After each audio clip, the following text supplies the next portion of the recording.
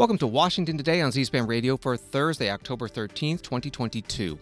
The House Select Committee to investigate the January 6th attack on the U.S. Capitol votes unanimously to subpoena former President Donald Trump to appear before the committee.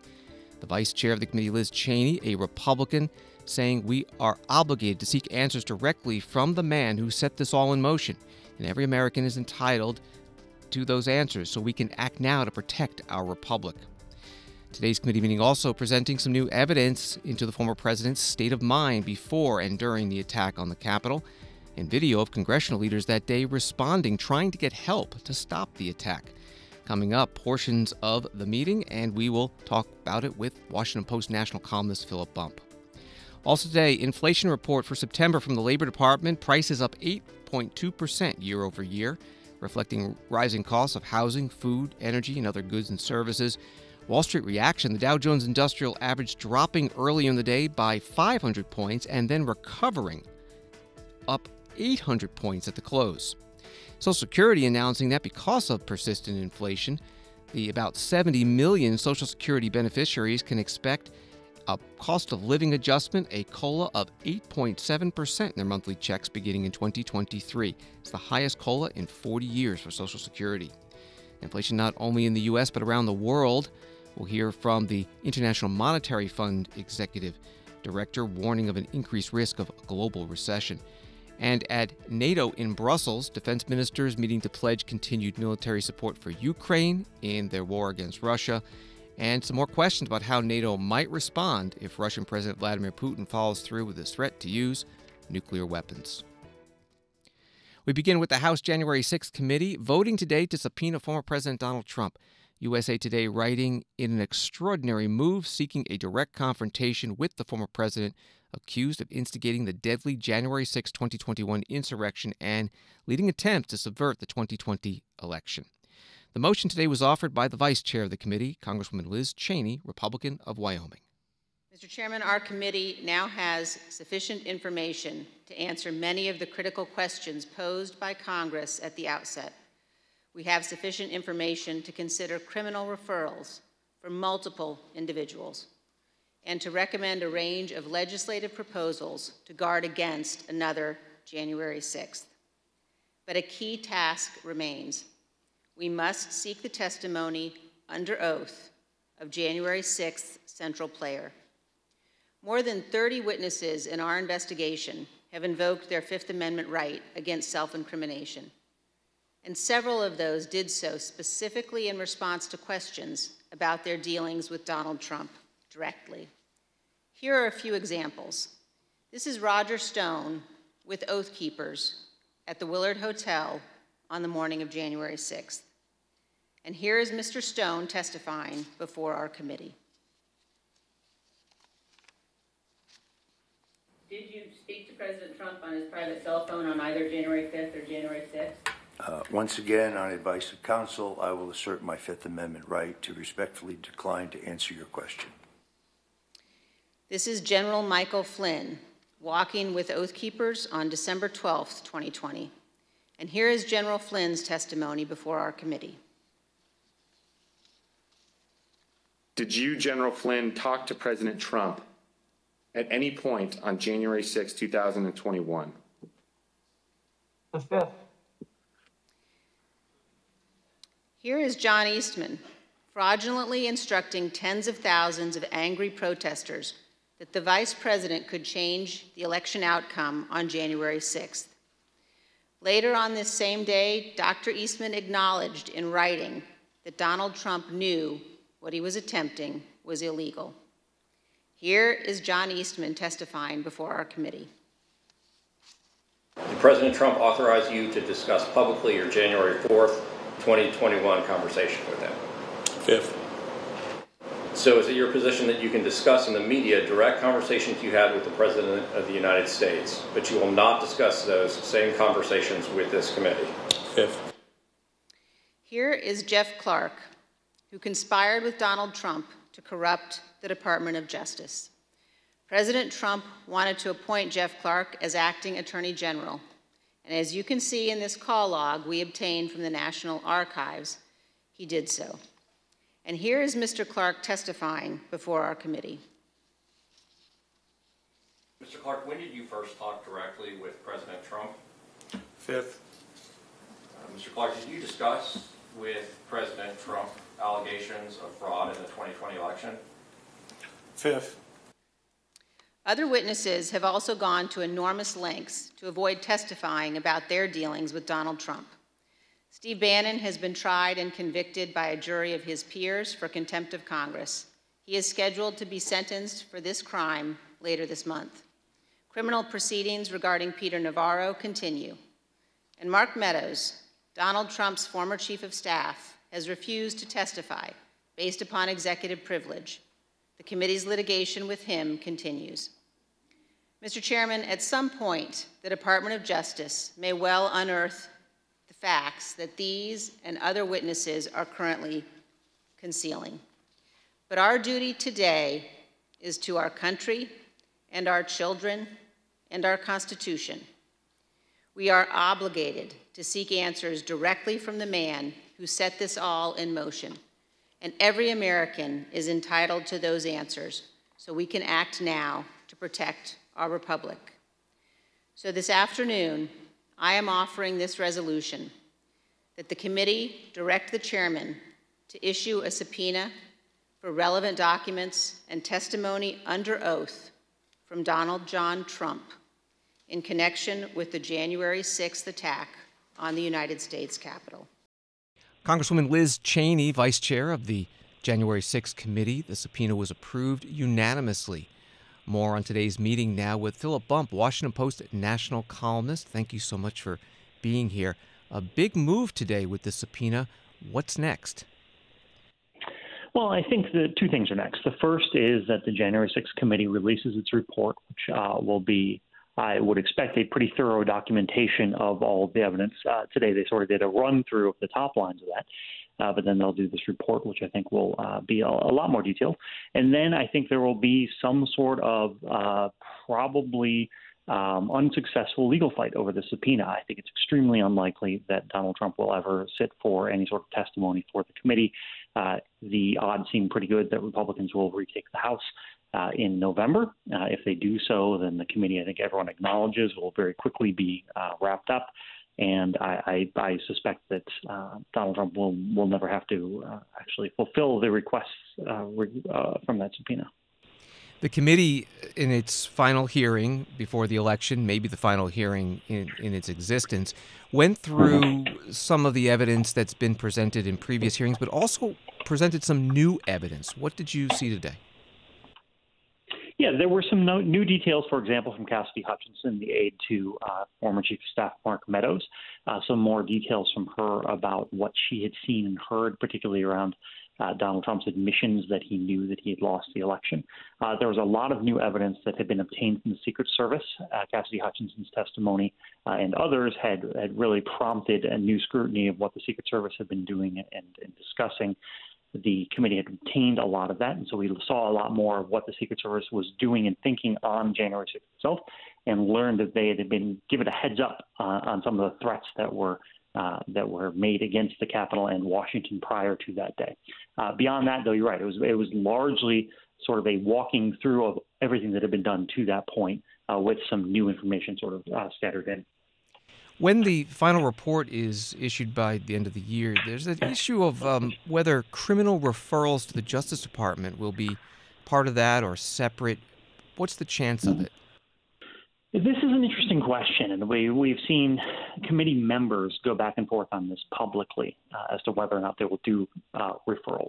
I think ultimately it's important to recognize that it's fairly irrelevant, that the Justice Department is already probing a lot of this stuff, that there were, in fact, there's a grand jury that's been impaneled, and there was testimony taken by that grand jury today, potentially involving some of these same charges and allegations. So it may be the case that the committee comes and says, hey, Justice Department, we think you should charge these people. They may also make the political determination that it's better not to, that it's better to make it seem as though this is just coming from the Justice Department rather than from their recommendations. I think it'll probably be a political decision rather than a legal one. We're talking with Philip Bump from the Washington Post. The two Republicans on the committee saying their farewells. Liz Cheney defeated in a primary, Adam Kinzinger retiring. What's the legacy for those two as they leave? Yeah, I mean, honestly, I think it's this, right? I think that it's sort of fascinating that Kinzinger is retiring, Cheney lost her primary, and I think that both of them were sort of pushed out by the fact that they were not welcomed by their party anymore for taking these stands against Trump and more specifically trying to uncover what exactly led to the riot at the Capitol. And I think that because they were sort of pushed away by their party, Cheney more forcefully than Kinzinger, I think that sort of inspires them to want to do more here to make sure that they're, having a full record. If they were still Republicans and still had the support of the party, it may be the case that there would be a little bit more like, hey, let's be conscientious about how we do this. Let's not go too far in terms of what we're saying or suggesting. Now I think there is no reason for them to feel as though they need to help serve their party and help serve Trump in any sense. And I think that what we've seen from them throughout the course of these hearings has indicated that they are willing to embrace even the things that are very embarrassing to members of their party. Philp Bump, Washington Post national columnist. His stories at WashingtonPost.com and on Twitter at PBump. Thank you very much. You bet. Thanks. And former President Donald Trump posting a response to the House Select Committee, issuing a subpoena for his testimony, writing on his social media site, Truth Social.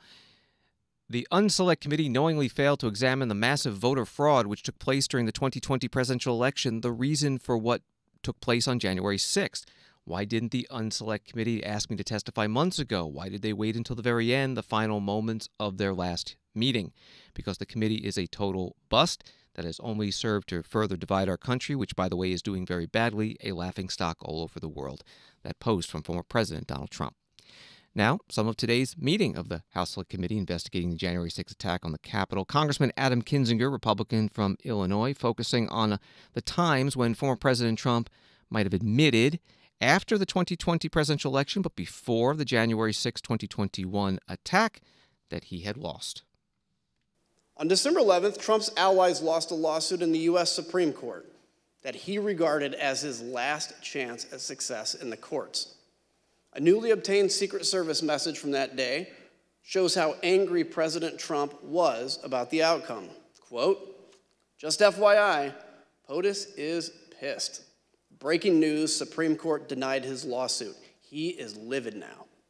Cassidy Hutchison, an aide to Chief of Staff Mark Meadows, was present for that conversation and described it in this way. This is the day that the Supreme Court had rejected that case. Mr. Meadows and I were in the White House residence at a Christmas reception. And as we were walking back from the Christmas reception that evening, the president was walking out of the Oval Office, so we crossed paths in the Rose Garden colonnade. The president was fired up about the Supreme Court decision. And so I was standing next to Mr. Meadows, but I stepped back, so I was probably 2-3 feet catty corner from him, diagonal from him. The president's just raging about the decision and how it's wrong and why didn't we make more calls, and just his typical anger outburst at this decision. And the president said, he had said something to the effect of, "I don't want people to know we lost, Mark. This is embarrassing. Figure it out. We need to figure it out. I don't want people to know that we lost." The deposition of former White House aide Cassidy Hutchinson aired at today's meeting of the January 6th committee. The presentation by member Congressman Adam Kinzinger. Another committee member, Democrat Adam Schiff, presented recently obtained Secret Service communications that showed that agents were aware of concerns about violence leading up to that day and that agents knew some of the crowd were armed. The committee has shown evidence that President Trump was aware of the risk of violence. The FBI, U.S. Capitol Police, Metropolitan Police, and other agencies all gathered and disseminated intelligence suggesting the possibility of violence at the Capitol prior to the riot. We're now going to show you just a sample of the evidence we have received. Days before January 6th, the president's senior advisors at the Department of Justice and FBI, for example, received an intelligence summary that included material indicating that certain people traveling to Washington were making plans to attack the Capitol. This summary noted online calls to occupy federal buildings, rhetoric about invading the Capitol building, and plans to arm themselves and to engage in political violence at the event. Other agencies were also hearing predictions suggesting possible violence at the Capitol. On a call with President Trump's White House National Security Staff in early January 2021, Deputy Secretary of Defense David Norquist had warned about the potential that the Capitol would be the target of the attack. Here's General Mark Milley, who was also present for this call, describing Deputy Secretary Norquist's warning. So during these calls, I only remember it in hindsight because he was almost like clairvoyant. Norquist says during one of these calls, the greatest threat is a direct assault on the Capitol. I'll never forget it. This email, for example, was an alert that the Secret Service received on December 24th with the heading, "Armed and Ready, Mr. President." According to the intelligence, multiple users online were targeting members of Congress, instructing others to march into the chambers on January 6th and make sure they know who to fear. In this report, received on December 26th, the Secret Service field office relayed a tip that had been received by the FBI. According to the source of the tip, the Proud Boys plan to march armed into D.C. They think that they will have a large enough group to march into D.C. armed, the source reported, and will outnumber the police so they can't be stopped. The source went on to say, their plan is to literally kill people. Please, please take this tip seriously and investigate further. The source also made clear that the Proud Boys had detailed their plans on multiple websites, like the Donald.win. Congressman Adam Schiff, Democrat from California, a member of the House Select Committee investigating the January 6th attack on the Capitol, at today's meeting presenting evidence. The recorded deposition with General Mark Milley, chair of the Joint Chiefs of Staff, included. Each member of the committee took a turn today. The final presentation was from Jamie Raskin of Maryland, a Democrat. He aired video of congressional leaders, both Republicans and Democrats, during the attack on that day, trying to get help in order to bring it under control. You're going to hear the voices of House Speaker Nancy Pelosi and the Senate Majority Leader Chuck Schumer. As the president watched the bloody attack unfold on Fox News from his dining room, members of Congress and other government officials stepped into the gigantic leadership void created by the president's chilling and studied passivity that day. What you're about to see is previously unseen footage of congressional leaders, both Republicans and Democrats, as they were taken to a secure location during the riot. You'll see how everyone involved was working actively to stop the violence, to get federal law enforcement deployed to the scene, to put down the violence and secure the Capitol complex. Not just Democrats like Speaker Nancy Pelosi and House Majority Leader Steny Hoyer, but Republicans like Vice President Pence, Senate Majority Leader Mitch McConnell, Majority Whip John Thune, and countless other appointees across the administration. All of them did what President Trump was not doing, what he simply refused to do. Take a listen.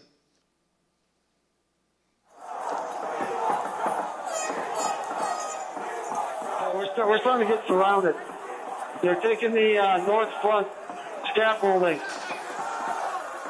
Unless we get more munitions, we're not going to be able to hold.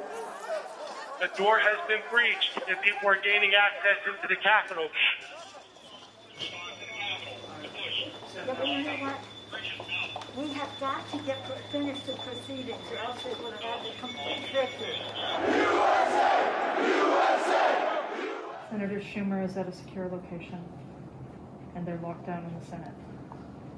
There has to be some way we can maintain the sense that people have that there's some security or some confidence that government can function and that we can elect the President of the United States. Did we go back into session? We did go back into session, but now apparently everybody on the floor is putting on tear gas masks to prepare for a breach. Well, I'm trying to get more information. They're putting on their tear gas masks. You believe this? You believe this? I can't. We need an area for the House members. They're all walking over now through the tunnels. Bring her out! Bring her out here! Hey! We're coming in if you don't bring her out! I'm going to call up the effing Secretary of DOD. We have some senators who are still in their hideaways. They need massive personnel now. Can you get the Maryland National Guard to come too? I have something to say, Mr. Secretary.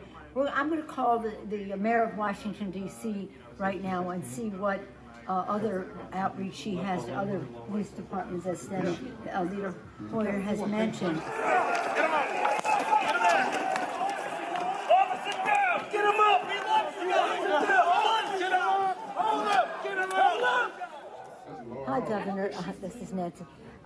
Governor, I don't know if you have been approached about the Virginia National Guard. Mr. Hoyer was speaking to Governor Hogan, but I still think you probably need the okay of the federal government in order to come into another jurisdiction. Thank you. Oh my gosh, they're just breaking windows. They're doing all kinds of. It's really that they said somebody was shot. It's just horrendous, and all at the instigation of the President of the United States. Okay, thank you, Governor. I appreciate what you're doing, and if you don't mind, I'd like to stay in touch. Thank you. Okay. Thank you. Bye-bye. Virginia Guard has been called in. You know, I'm just talking to Governor Northam, and what he said is they sent 200 state police and a unit of the National Guard. They're breaking windows and going in, obviously ransacking our offices and all the rest of that. That's nothing. The concern we have about personal harm, personal safety, is it just transcends everything. But the fact is, on any given day, they're breaking the law in many different ways. And quite frankly, much of it at the instigation of the President of the United States. And now, if he could at least somebody. Yeah, why don't you get the President to tell them to leave the Capitol, Mr. Attorney General, in your law enforcement responsibility? A public statement, they should all leave. Video presented at the House Select Committee investigating the January 6th attack on the Capitol. Voices of the Senate Majority Leader Chuck Schumer, Democrat from New York, the House Speaker Nancy Pelosi, Democrat from California. Also in the room, some Republican House and Senate leaders that day as the attack on the Capitol was taking place. And they were on the phone with a number of administration officials. You can find today's full meeting of the committee and also the previous ones archived at our website, cspan.org. This from NBC News. The Supreme Court handed former President Donald Trump a loss Thursday in his dispute with the Justice Department over documents seized from his Mar-a-Lago residence, rejecting his request that a special master be allowed to review classified papers. Justice denied former President Trump's relatively narrow emergency request in a brief unsigned order. There were no noted dissents. The decision does not affect the Justice Department's access to the same documents as part of a criminal investigation. That from NBC News. The January 6th attack on the Capitol and the wider issue of election integrity have come up in several U.S. Senate and House and governors' debates covered by C-SPAN this election year, including this from the Maryland governor's debate at Morgan State University in Baltimore yesterday. The candidates are Republican Wes Moore and Democrat Dan Cox. The question from Baltimore Banner reporter Pamela Wood. This question goes first to Delegate Cox. You have a history of promoting distrust in elections. You've claimed the 2020 election was stolen from Donald Trump. You worked as a lawyer on his behalf in Pennsylvania, and you co-hosted buses to Washington, D.C. on January 6, 2021 for his Stop the Steal rally. And here in Maryland, you just fought unsuccessfully a legal battle over how some of the ballots will be counted. Do you trust that Maryland's election system is accurate? And should Marylanders believe that you will honor and accept the election results? Absolutely, I believe in our constitutional system, and as a constitutional civil rights attorney, that is exactly what I've been working to do in the legislature. That is exactly what I have pledged to do as your next governor, to ensure that really democracy is at stake, right? We have a republic. That means the constitutional procedures must be followed. That's all I've ever sought to do, and that's exactly what I intend to continue to do. And so just to follow up, I asked if you would accept the results of the election and believe that there's integrity. The way that the election is being carried out this fall, do you believe that will be accurate, and will you accept the results? Well, I have always accepted election results that are fair and that are following the Constitution. I intend to look to the Constitution and uphold the law and the Constitution. At this point, it would be similar to saying that before a surgery takes place to find out whether or not, to decide whether or not the surgery went well. That is why the statute of Maryland actually protects Democrats, Republicans alike, to say there's a process that has to be followed, and every single candidate on the ballot has a right to that process, and I intend to uphold that process. And to Mr. Moore, now you have stated that you will honor the results of the election. Given the statements and actions of your opponent, it's possible that a meaningful number of Marylanders will not believe the results of the election. What more do you believe could be done to ensure election integrity and faith in the results of the election? I want to read something. I am co-hosting 2 buses to the Million MAGA March/rally with the Frederick County Conservative Club in support of @RealDonaldTrump on January 6, 2021 to #StopTheSteal. Demand no #China Biden. Those are the words of my opponent. And so to Marylanders, I say this: we have free, fair, and transparent elections in our state.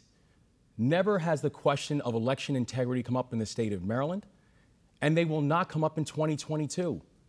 We are proud of the election process that we have here in the state of Maryland. And I will honor the results of the election, and I'm hoping that my opponent would do the same. Thank you, but to my question, what more could be done to ensure public trust in the election results? Do you have any proposals? Well, I think public trust in the election system is there. You know, we have an election system where we offer mail-in ballots. We have an election system where we offer early voting. We have an election system where we offer day of. And we have a court system that reinforces the fact that early ballots should be counted prior. We have a remarkably transparent election system in our state, and one that is irresponsible and frankly dangerous to continue to cast doubt in the election system of Maryland. Thank you. Our next question tonight, Tracy. May I respond? 10 seconds if you could. So the only thing that's dangerous is a candidate such as my opponent who wishes to centralize authority and completely ignore the Constitution and the state law. That is what I have been seeking to do, is uphold the state law for everyone. And that's exemplified even in my own county, where a Democrat candidate won election by 1 vote, and then the certification process was then denied just this last month, in July, excuse me. Because of the fact that there was a question as to the counting. That's the right of every single candidate on the ballot. That's the statute, that's the law. And I've worked across the aisle to ensure that all of our elections have integrity. I have stood with ACLU attorneys to make sure 1 person, 1 vote, and I intend to uphold the law as we go forward. Dan Cox, the Republican Party nominee for governor of Maryland, debating the Democratic Party nominee, Wes Moore, on Wednesday at Morgan State University in Baltimore. This full debate ran an hour, covered many issues. We have it at cspan.org, our video library, along with all the other governor, U.S. House, and U.S. Senate races that we've been covering this election season. Politico has an article about how the January 6th attack has been playing the elections. It has this paragraph: overall, less than 2% of all broadcast TV spending in House races has gone toward January 6th ads, according to ad tracking firm Ad Impact, or just $2.7 million of $163 million. Taken in total, Democrats have aired just 24 spots focused on threats to democracy this cycle in roughly 16 different battleground districts. Washington Today continues in a moment. Here are some of the live events Friday on C-SPAN Radio. At noon Eastern, Congressman Ro Khanna, Democrat of California, talks about U.S. relations with Saudi Arabia. He just introduced a bill to stop U.S. arms sales to Saudi Arabia after that country announced it will cut oil production, likely increasing gas prices. At 1:30 p.m. Eastern, a news conference with Treasury Secretary Janet Yellen at the World Bank IMF meetings in Washington, D.C. And at 2:30 p.m. Eastern, we hear from Representative Liz Cheney, the Wyoming Republican, who is the vice chair of the January 6th committee, talks about defending democracy at Notre Dame University. Our live events, Friday, on C-SPAN Radio. Listen on your smart device. Say, play C-SPAN Radio.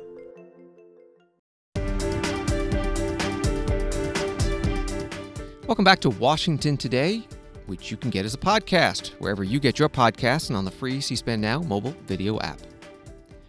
September inflation report from the Labor Department's Bureau of Labor Statistics shows that for the month of September, inflation was 0.4%, and compared to last year in September, 8.2%.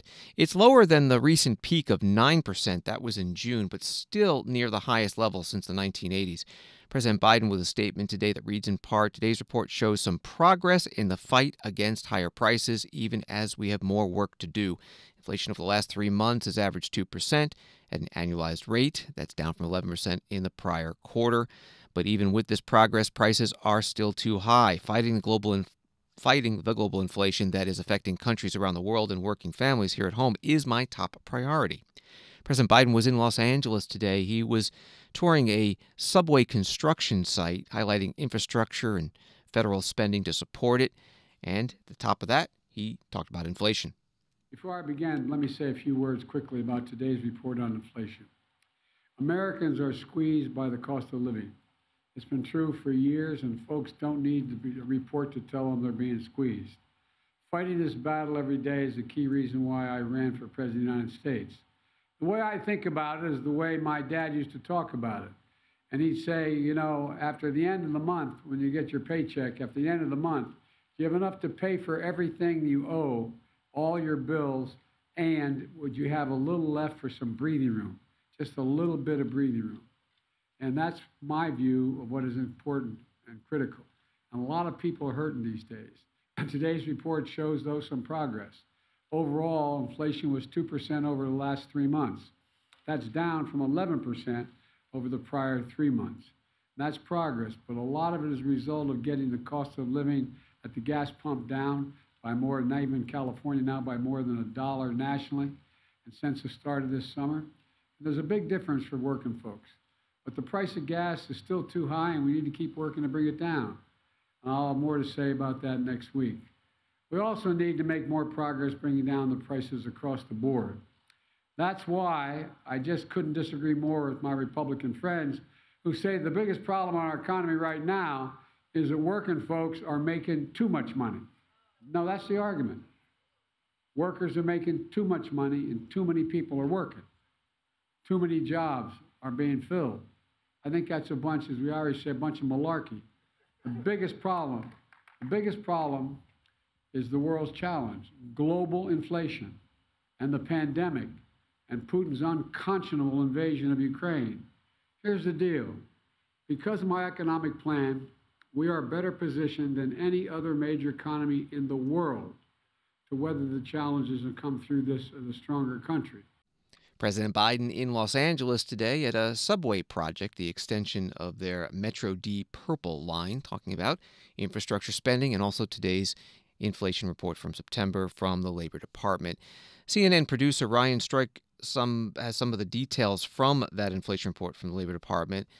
Airline fares up 42.9%, utility gas 33.1%, eggs 30.5%, gasoline 18.2%, chicken 17.2%, coffee 15.7%, milk is at 15.2%, bread 14.7%, and furniture 10.1%. Inflation year over year. Congressman Kevin Brady of Texas is the ranking Republican on the Ways and Means Committee. He was interviewed on Fox Business Channel this morning about the report. Congressman, are we at peak inflation? You know, apparently not. It's been nearly a year. I think overall this report is terrible news for both workers and seniors. Nearly a year after the president promised American families inflation to peak. Now core inflation is at the highest on record under President Biden. And obviously food prices are just shockingly high, but now you're seeing housing prices so high as expected. And now healthcare costs are nearly 30% up over the past year. And if you look at the wholesale prices yesterday, so what are businesses paying for inflation?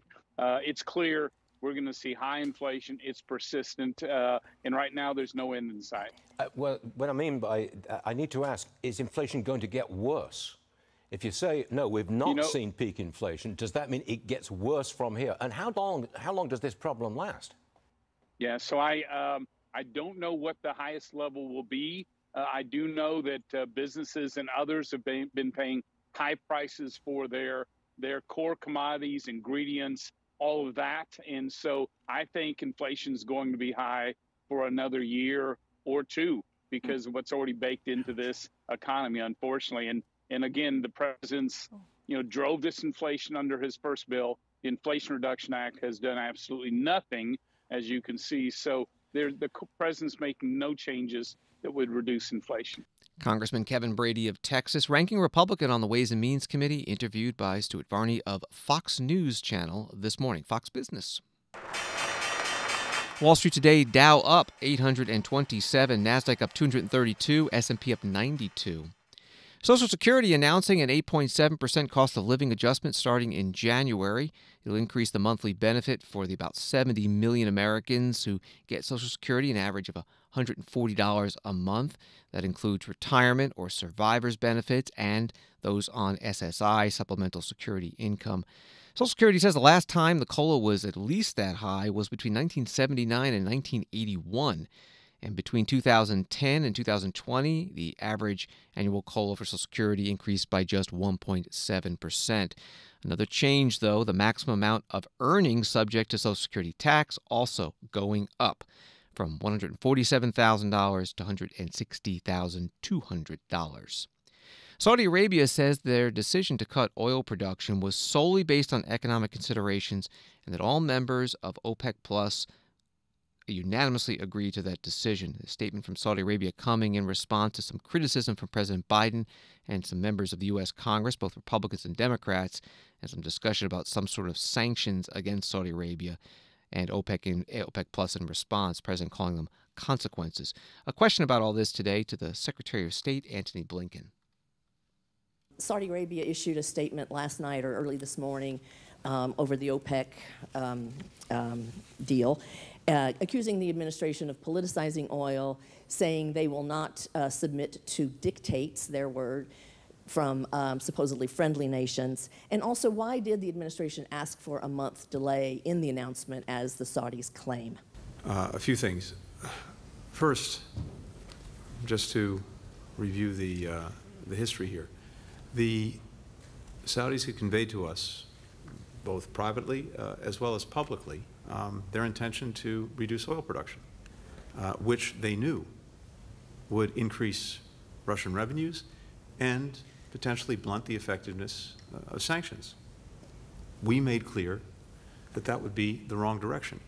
On that basis alone, the impact that it would have potentially on sanctions, but also because we're in a global economic recovery. The recovery is fragile. We're dealing with headwinds from COVID. We're also dealing with headwinds from the Russian aggression itself. And so now is not the time to take energy off the market. For many, many months now, President Biden has been making clear that our goal when it comes to energy is to make sure that there is enough supply on world markets to meet demand. And particularly as we head into to winter in various places around the world, that's even more important. And so that was the lens through which we saw the OPEC decision. They also presented no market basis for the cuts. We said that to them, and we suggested that if they did have concerns about prices going down significantly, if their objective was to keep prices at a certain level, they should wait and see how markets reacted over the coming weeks, and wait at least till their next monthly meeting. So that's what we strongly urged them to do for the reasons I just said. They didn't do it.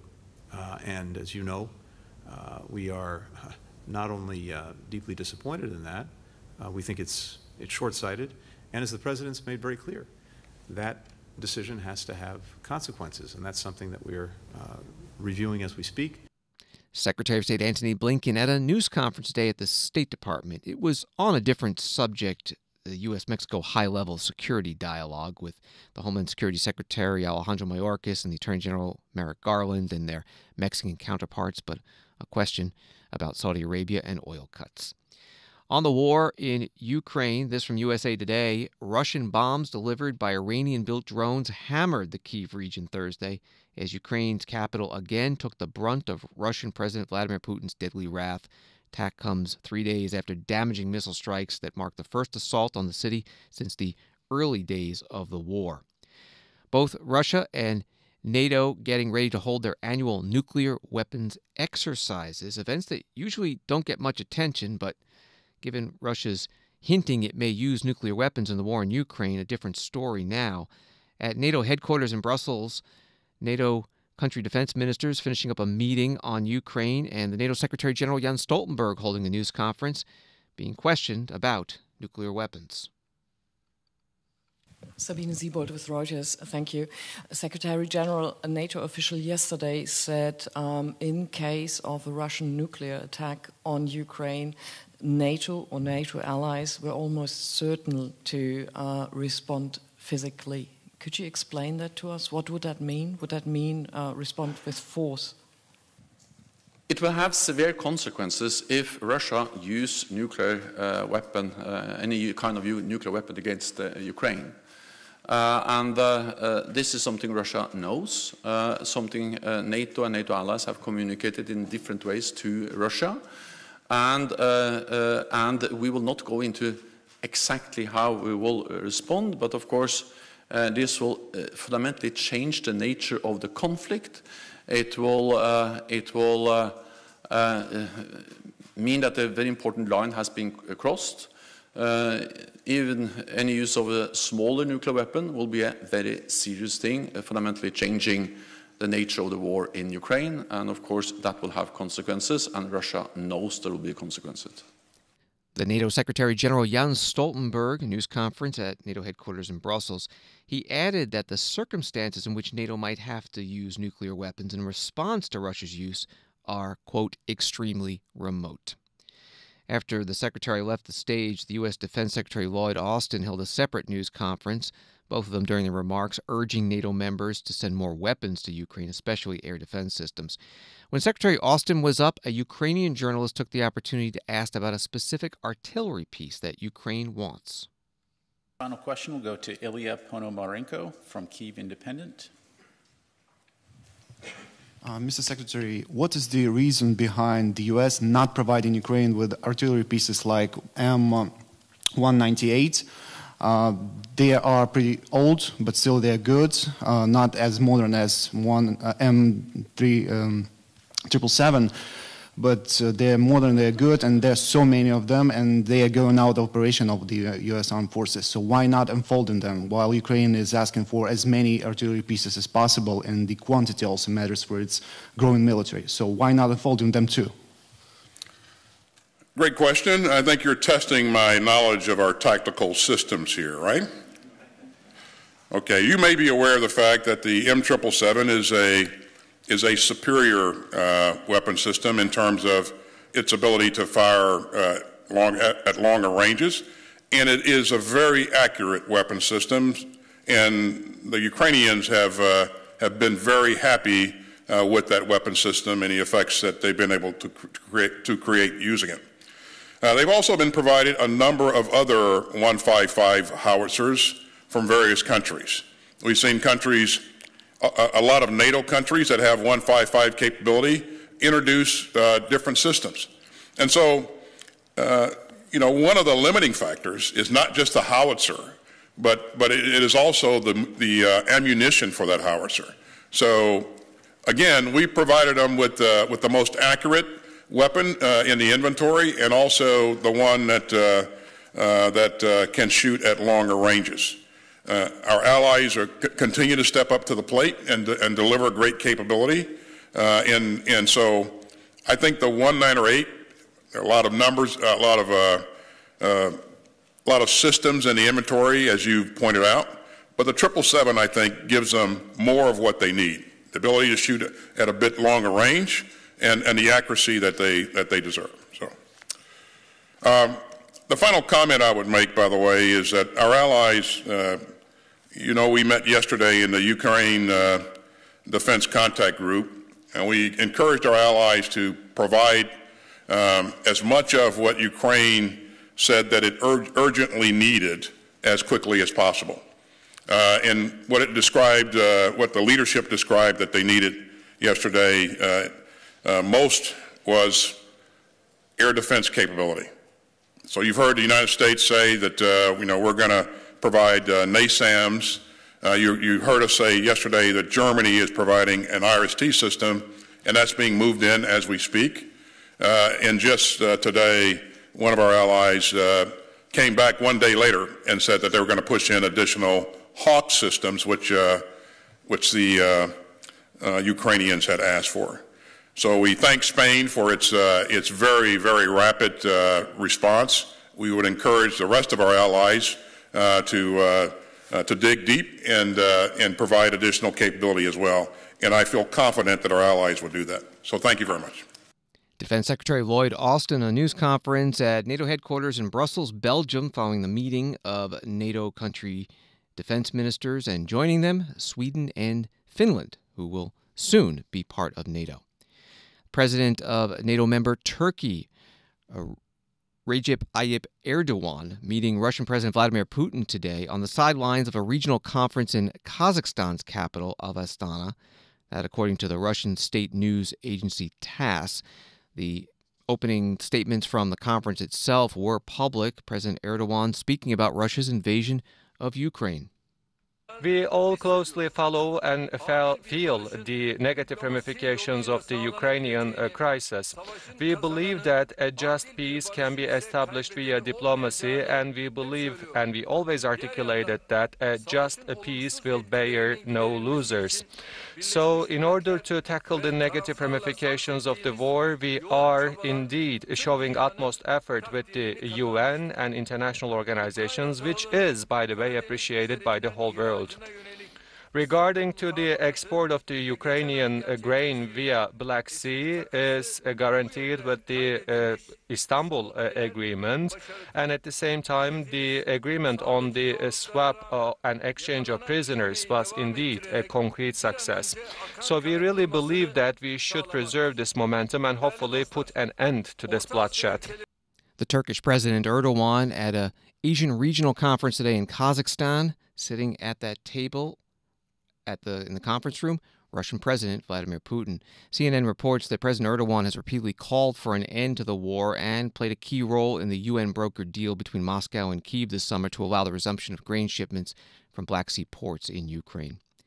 Thanks for listening to Washington Today. For more of Washington's top stories delivered to your inbox every day, subscribe to C-SPAN's evening newsletter Word for Word. Go to c-span.org/connect to sign up. Have a good night.